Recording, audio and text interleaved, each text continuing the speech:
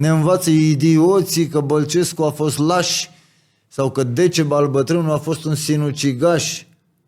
Cum de s-a ajuns aici? Ca să vină fiii ploii nesimțiți cât să-și permită a ne ponegri eroii, niște dascăli mediocri ce au citit minciuni sfruntate și ni le aruncă în față ca pe legi adevărate, bieți defăimători de stirpe, lacom și periculoși. Ce-am fi noi fără istorie? Ce-ar fi ei fără strămoși?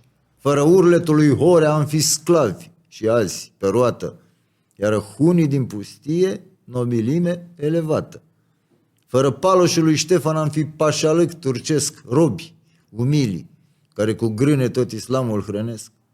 Nu trecurăm peste veacuri ca o nație coruptă și cu aspre sacrificii și cu jertfe și cu lupte și a trebuit adesea spre a ne salva norodul sângele lui Brâncoveanu să inunde eșafodul, trupul lui Ioan Cumplitu să se sfâșie în bucăți, umărul lui Avram Iancu să se sfarme de cetăți, plânsul lui Vladimirescu să se audă din fântâni ca un preambul la imnul Deșteptați-vă români.